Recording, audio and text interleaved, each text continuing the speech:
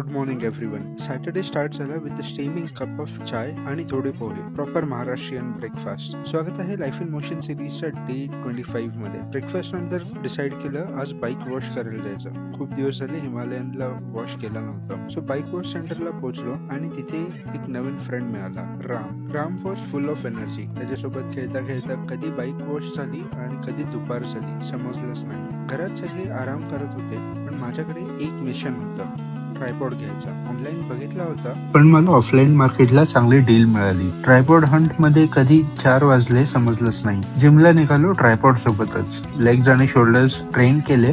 त्यानंतर मित्रांना भेटलो. कंपनी चांगली असली की वेळ कसा निघून जातो खरंच लक्षात येत नाही.